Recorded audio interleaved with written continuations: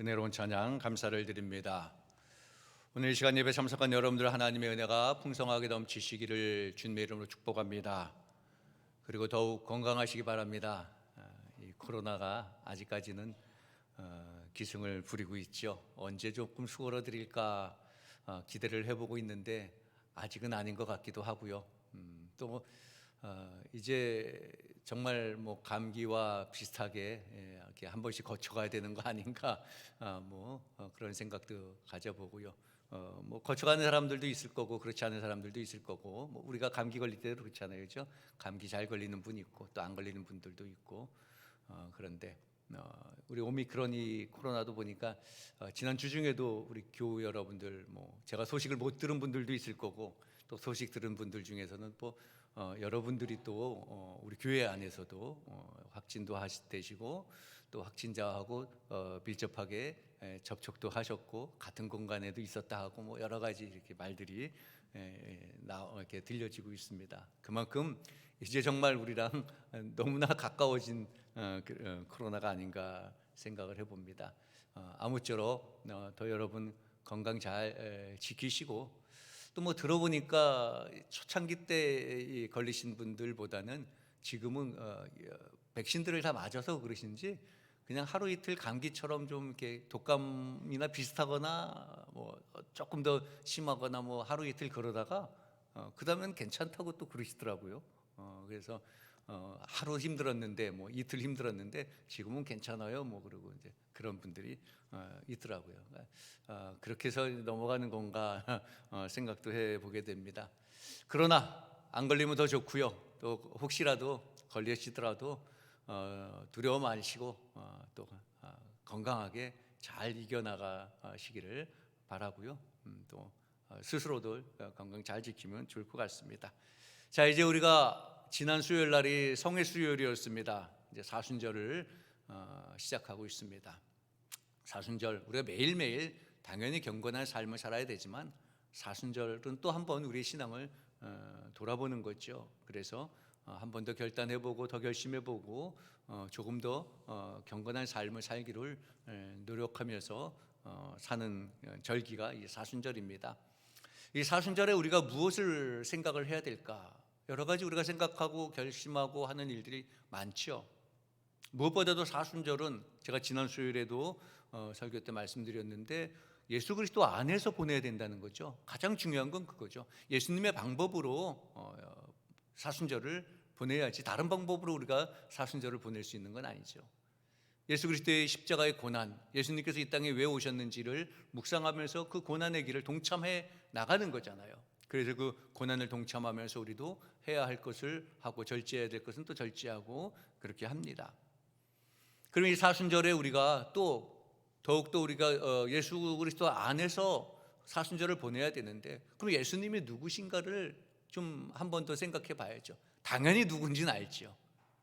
그냥 막연하게 우리가 알고 있었던 우리가 불렀던 그 예수님의 이름 그 이름이구나. 그것을 조금 더 우리가 심도 있게 생각해 보자는 거죠. 예수님의 이름, 그 이름의 의미가 무엇일까? 그 미국에서 어떤 부부가 심각하게 부부싸움을 하고서 법정에 선 부부가 있습니다. 남편에게 화가 많이 나서 아내가 남편을 때렸습니다. 그래서 경찰까지 출동한 그런 사건이죠. 그 재판하면서 변호사가 묻습니다. 그 아내에게 왜 부부싸움을 하게 됐는가? 부부싸움을 한 이유가 무엇입니까? 그러니까 아내가 대답합니다. 예, 제가 출근하려고 출근 준비를 하고 있었고 우리 남편은 간밤에 과음을 해서 늦게 일어났습니다. 늦게 일어난 남편이 저에게 말을 걸었는데 이렇게 묻습니다. 캐시, 여기가 어디야? 그런데 그 대답을 들은 변호사가 놀랐습니다. 아니, 겨우 그것을 물었다고 화가 나서 남편을 때린 겁니까? 남편에게 폭력을 휘두른 겁니까? 그러니까 아내가 또 대답합니다. 당연하지요. 왜냐하면 내 이름은 캐시가 아니고 수잔이거든요. 그러니까 물론 이게 진짜로 있었던 일이래요. 미국의 그 어떤 법정 서기들이 유머 사이트에 올리는 남편이 밤새 술 먹고 들어와가지고 부인을 헷갈린 거죠. 부인 기분이 나쁜 거죠. 내 이름은 수잔인데 캐시라고 부르니까. 물론 유머지만 또 그 내용하고 본질이 틀릴 수 있지만 이름이 이렇게 중요하다라는 거죠, 그죠? 본인의 이름이 그만큼 중요하다는 거예요. 미국에서도 가장 유명했던 구두쇠 중에 한 사람이 바이넘이라는 사람이 있었대요. 근데 이 사람은 자식이 없었습니다. 자식이 없으니까 이름을 물려줄 수가 없잖아요. 그러니까 돈은 많으니까 거액을 주고 자신의 이름을 물려줄 사람을 찾아서 물려줬다는 거예요. 참 그 이름이 무엇이길래 자기 이름을 남기려고. 사실은 사람들은 자기 이름을 굉장히 중요시 생각하잖아요, 그죠? 그래서 우리도 가끔 이거 주보 같은데 이름이 오타가 나면 굉장히 기분 나빠하더라고요. 물론 미안하고 죄송한 마음은 같죠. 이렇게 오타를 하게 되면. 그런데 또 그럴 수도 있는 건데 그냥 넘어가시는 분이 있고, 그냥 조금 기분 나쁜 거 표현하고 살짝 넘어가는 분도 있고, 굉장히 흥분해가지고 막 그냥 집어 던지시는 분도 있고 근데 굉장히 자신의 이름에 대해서 소중하게 생각하죠. 왜냐하면 제가 그렇게 생각을 해봅니다. 왜 그렇게 이름에 집착할까? 이 땅의 사람들은 이 땅의 사람이니까 그러는 거예요. 그리고 이 땅만이 전부다라고 생각하니까, 여기서 나타나는 게 다라고 생각하니까, 그리고 굉장히 자기중심적인 사람일수록 내 이름을 굉장히 중요하게 생각하는 것 같아요. 그런데 여러분, 우리가 내 이름보다 더 중요한 것, 이 땅의 삶보다 더 중요한 것을 깨닫는다면 사실 크게 중요하지 않죠. 물론 내 이름이 명성 있게 남겨지면 좋지만 그렇지 않다 할지라도, 내 이름이 설사복음 틀려진다 할지라도 그렇게 크게 생각하지 않을 것 같아요. 왜? 또 다른 나의 삶이 있고, 정말 우리에게는 예수 그리스도라는 구원자의 이름이 있다는 것을 깨닫는다면, 그 이름이면 내 인생은 전부 다 완사 오케이다, 그렇게 생각한다면, 예수님의 이름이라면 다 끝난다고 생각하면, 다 됐다라고 생각한다면, 내 이름이 조금 틀리고 내 이름이 조금 더 앞서 안 나타나도 그렇게 큰 충격을 받지는 않을 겁니다. 여러분, 오늘 우리에게는 이 사순절을 보내면서 물론 나도 중요하고 내 이름도 중요하지만, 내 가족의 이름도, 내 가족의 명성도 중요하지만, 이 사순절 무엇보다도 예수 그리스도의 이름을 한 번 더 되새겨보는 그런 시간이 되시기를 주님의 이름으로 축원합니다. 예수님의 이름을 생각해 봐야죠. 나의 이름을 나타내서 어디에 내가 사순절 동안에 뭘 해가지고 기록을 남기는 게 아니고, 정말 예수님의 그 이름을 내 가슴에 되새기면서 예수님의 삶을 살아내는 것, 그것이 진정한 사순절의 삶이라는 거죠. 그럼 예수님의 이름은 무엇입니까? 가장 첫 번째 예수님의 이름으로 기억되는 건 무엇이에요? 예수님의 이름, 그 이름은 구원자라는 거죠.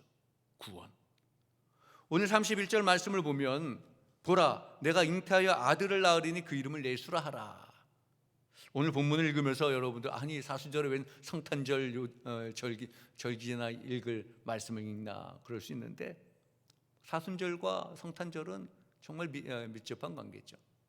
자, 오늘 본문에 보라, 내가 잉태하여 아들을 낳으리니 그 이름을 예수라 하라 말씀하십니다. 이 말씀에 대해서 마태복음 또 1장 22절에는요 그 이름의 뜻을 알려줍니다. 오늘 본문에는 이름을 예수라 하라 하시는데, 마태복음 21장에는 그 이름의 뜻에 대해서 이렇게 설명하고 있죠. 그가 자기 백성을 그들의 죄에서 구원할 자이심이라. 예수님의 이름의 뜻이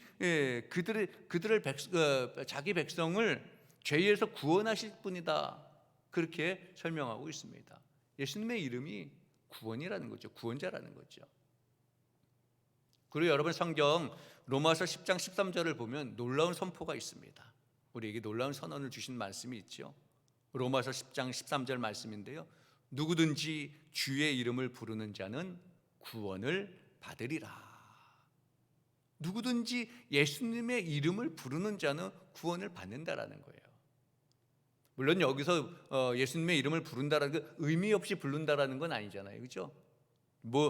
비판하고 비난하려고 부르는 건 아니고요. 진실된 마음으로 예수님이 나를 구원하신다라는 그 믿음을 가지고 부르는 거예요.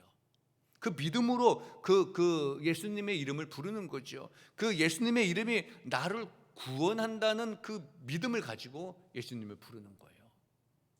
여러분, 그런 마음을 가지고 예수님을 부르고 있습니까? 그냥 습관적으로 예수님의 이름으로 그냥 기도하고 있습니까? 믿음을 가지고 예수님의 이름을 불러야죠. 예수님이 나를 구원하시는 분이고 내 인생의 이 모든 문제를 해결해 주시는 분이다.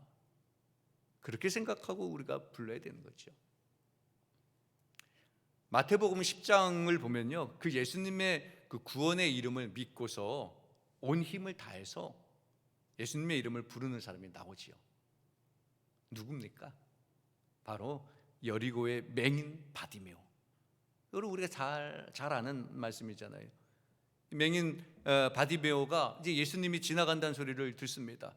예수께서 제자들과 허다한 무리와 함께 여리고에서 나가실 때에 바디메오의 아들 맹인 거지 바디메오가 길가에 앉았다가 나사렛 예수시란 말을 듣고 소리질러 이르되 다윗의 자손이여 나를 불쌍히 여기소서 하거늘 많은 사람들이 꾸짖어 잠잠하되 그가 더욱 크게 소리질러 이르되 다윗의 자손이여 나를 불쌍히 여기소서 하는지라. 더욱 크게 소리질러서 예수님의 이름을 불렀다라는 거예요. 이 여리고의 맹인 이 바디메오는 예수님께서 자기를 구원해 주실 분이라는 것을 알았습니다. 그것을 믿었습니다. 자신의 눈도 띄워주고 자신을 구원해 주시고 자신을 치유해 주실 분이라는 것을 알고 그 믿음을 가지고 간절한 마음으로 예수님의 이름을 불렀지요. 그래서 결국 고침을 받습니다. 구원을 받습니다. 여러분, 우리도 이런 마음을 가지고 예수님을 불러야 되는 거예요. 기쁠 때나 슬플 때나 언제든지 우리가 소리를 높여서 우리 예수님을 불러야 되는 거죠. 어떠한 상황에서든지. 예수님은, 여러분, 우리가 예수님을 부르면 예수님의 이름을 부르는 사람을 한 번도 외면하신 적이 없습니다. 우리가 예수님의 이름을 부르지 않는 거죠. 우리가 예수님을 따르지 않는 것이고 내가 예수님을 잊어버리는 거죠. 예수님은 우리를 한 번도 거절하시거나 잊어버리시거나 내버려 두시지 아니하신다는 거죠. 예수님의 이름을 부르는 사람을 한 번도 외면하지 아니하셨습니다. 그래서 우리는 이 시대에 우리가 불러야 될 이름, 바로 그 이름은 예수라는 겁니다.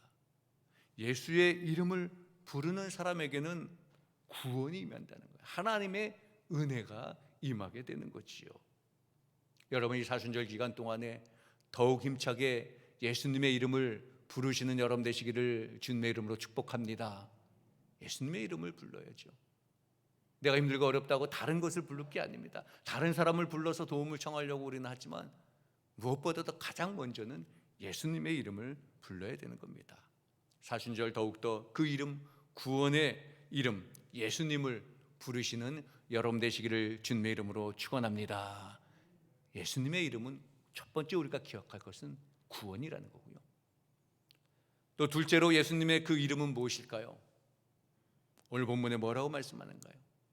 왕이라고 말씀합니다. 만왕의 왕이시지요. 예수님의 이름은 왕입니다. 오늘 32절에 보니까 예수 그 이름은 왕이라고 하십니다.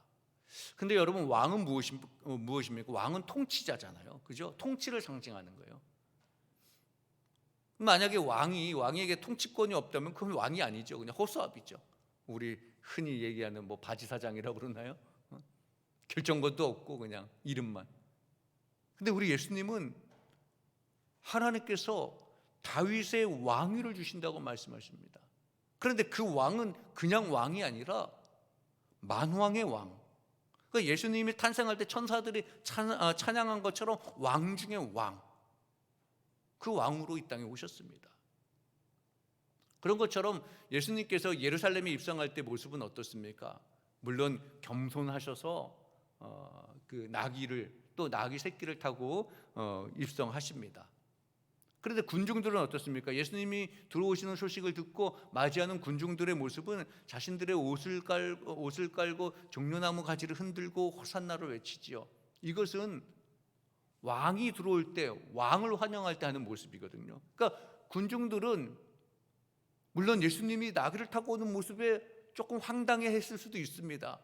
왜냐? 군중들이 생각했던 그 예수님은 왕으로 오신 그 왕은 예수님이 생각한 것과 그들의 생각은 틀렸거든요. 그렇지만 아무튼 어떤 모습으로 예수님이 들어오시든지 간에 왕이 오신다라고 생각하고 그들은 왕을 영접하는 그런 예우를 해줬다는 거지요. 왕이신 예수님, 우리를 구원해 달라고 호산나 호산나 외쳤습니다. 그러니까 왕으로 인정하고 왕으로 존경과 감사의 표시를 하고 있는 거죠. 이 땅에 예수님은 왕으로 보내지셨고 왕으로 오셨습니다. 왕으로 사람들이, 군중들이 환영을 합니다. 요한계시록 17장 14절의 말씀에 보면 이렇게 말씀합니다. 그들이 어린 양과 더불어 싸우려니와 어린 양은 만주의 주시오 만왕의 왕이심으로 그들을 이기실 터이요 또 그와 함께 있는 자들 곧 부르심을 받고 택하심을 입은 자들은 진실한 자들도 다 이기리로다. 그렇게 말씀합니다. 그러니까 악한 세력이 어린 양이신 왕으로 오신 이 어린 양 예수님과 싸우려고 한다는 거죠. 악한 세력이 예수님과 계속 싸우려고 해요. 그런데 그 결과는 만왕의 왕이신 예수님이 이기신다는 거예요. 뿐만 아니라 만왕의 왕이신 예수님이 이기시고 그를 따르는 믿음의 사람들도 이긴다라는 거죠. 예수님을 따르면 예수님과 함께 이긴다라는 거예요. 여러분, 우리도 예수님을 따르는 삶을 살아간다면 물론 많은 악한 무리들이 우리를 공격하고 우리를 넘어뜨리려고 하지만 예수님을 따르는 우리들도 예수님의 권능으로, 예수님의 힘으로 우리도 이길 수 있다라는 겁니다. 왜? 예수님은 만왕의 왕이시니까. 여러분, 중요한 것은 우리가 그래서 예수님을 우리의 왕으로 인정하는 거예요.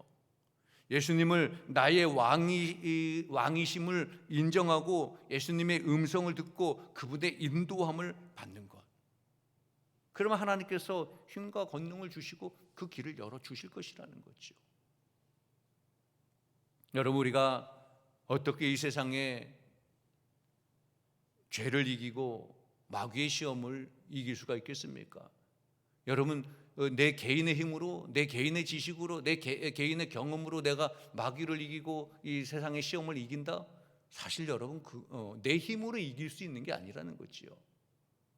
예수님이 함께 해주실 때, 예수님의 인도함을 받을 때, 예수님의 통치를 받을 때 이 땅의 악한 세력도 우리가 이겨나갈 수 있다는 겁니다. 오늘 말씀처럼, 요한계시록의 말씀처럼 그들이 어린 양과 더불어 싸우지만 어린 양 만유의 주 만왕의 왕이심으로 이기신다 말씀했습니다. 그리고 그를 따르는 자들도 당연히 이긴다 말씀하십니다.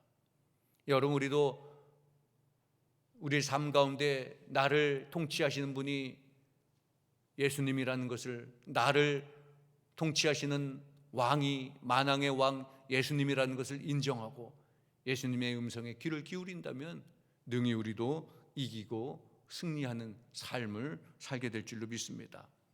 여러분, 우리는 예수님께서 우리의 왕이라는 것을 늘 기억해야 되는 겁니다. 이 사순절을 보내면서 내가 내 경험으로 내 스스로 내 혼자 무엇을 할 수 있다라는 그 힘이 아니라 우리는 그렇게 생각하죠. 사순절 절제의 삶을 사는 것도, 금식하는 것도, 기도하는 것도, 말씀하는 것도 내가 내 힘으로 그것을 다 한다고 생각하는 거예요. 그런데 사실 예수님의 통치를 받지 아니하면, 예수님이 우리를 인도해 주시지 아니하면 그 모든 것이 우리가 우리의 힘으로 할 수 있는 것은 사실 아닌 거지요. 그러므로 날마다 우리는 예수님의 통치를 받는 자들이 되어야 되는 거예요. 예수님이 나의 마음을 다스리도록 해야 되는 겁니다. 여러분, 사순절 보내면서 예수님 그 이름이 왕이시라는 것, 나를 통치하시는 만왕의 왕이시라는 것을 인정하시고 예수님의 음성을 들으시고 예수님의 통치를 받으시는 그런 여러분 되시기를 주님의 이름으로 축원합니다. 왕의 통치를 받지 아니하면 그 나라는 멸망하는 거지요. 지금 나는 이 우크라이나만 나오면 발음이 자꾸 헷갈려. 러시아하고 전쟁하고 있는데요. 처음엔 그 우크라이나 그 대통령에 대해서 많이 사람들이 이렇게 평가를 하더라고요. 뭐 희극인 출신이라면서요. 우리로 말하면 개그맨 출신인가요? 그래서 그 왕이 초보이고 전쟁 나면 도망갈 거다고 예상한 사람들도 있는데 근데 아니잖아요. 끝까지 남아서 지금 선전을 하고 의외로 아주 굉장히 많은 선전을 하고 있고 정말 그 평화를 위해서 우리가 함께 기도해야 되는데 그래서 함부로 어느 나라의 대통령에 대해서 그렇게 판단하는 것은 참 오판인 거죠. 그 나라가 보니까 국민들도 굉장히 아주 그 애국심을 가지고 그 나라를 지키고 있더라고요. 그러니까 최고 통치권자가 그런 힘을 갖고 그렇게 그 통치권의 주의를 따르니까 그런 힘을 가질 수 있는 거죠. 저는 신앙도 마찬가지라고 생각합니다. 신앙도 각기 나 혼자 내 마음대로 하면 러시아 같은 경우는 보세요. 어떨지 결과가 어떻게 될지 제가 판단할 건 아니지만 이 군인으로 간 사람들도 한 마음이 아니에요. 보니까 자기네 마음속에 그 자기의 대통령에 대해서 불신하는 군인들도 있고 도망가는 군인도 있고 배고파서 우는 군인도 있고 그렇더라고요. 보니까 이게 한 사람의 그 통치를 못 받고 있다라는 거죠. 각각 생각이 틀리다라는 거죠. 근데 우크라이나는 안 그렇다라는 거예요. 한 사람의 통치에서 하나로 통일이 됐다라는 거죠. 그러니까 힘이 더 큰 힘을 발휘한다는 거예요. 여러분 우리 신앙도 저는 그렇게 생각해 보는 겁니다. 우리가 예수님의 통치를 받아서 예수님을 왕으로 모시고 예수님만을 인정한다 그러면 우리가 엄청난 힘을 발휘하고 되는 거죠. 그런데 각각의 나 혼자의 우리 교회는 크니까 나는 믿음이 좋으니까 나는 돈이 많으니까 지식이 많으니까 이런 식의 생각을 하게 되면 각각의 우리가 교회로서의 기능을 할 수가 없는 겁니다. 예수님의 통치를 받는 자로서 신앙인으로서 어떻게 해야 되는지 그렇게 예수님께 초점을 맞출 때 더 큰 힘을 발휘할 수 있는 거죠.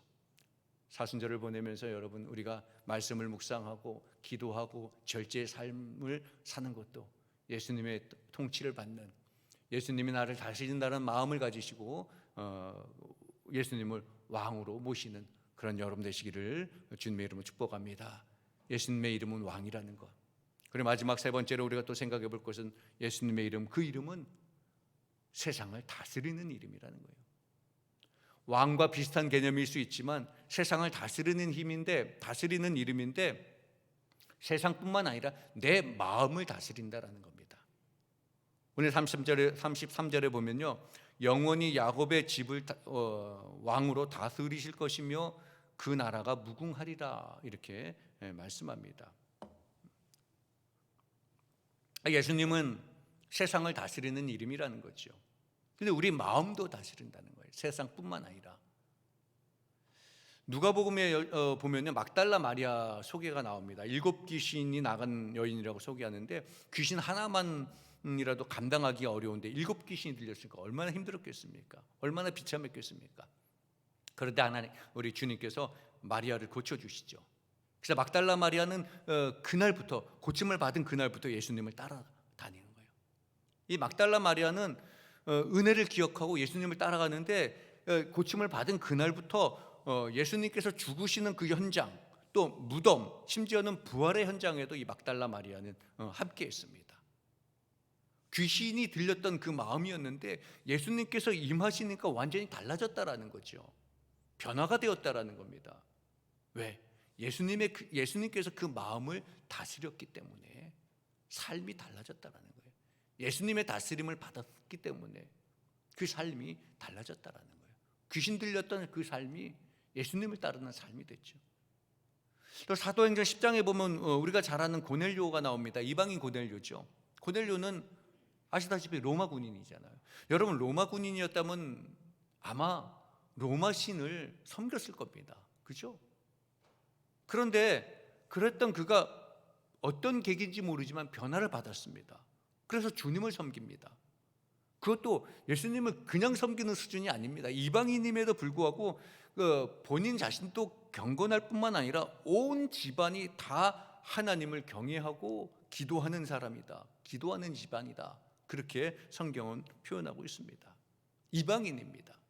예수님을 믿기 전까지는 분명히 로마의 그 많은 잡신들을 믿었을 겁니다.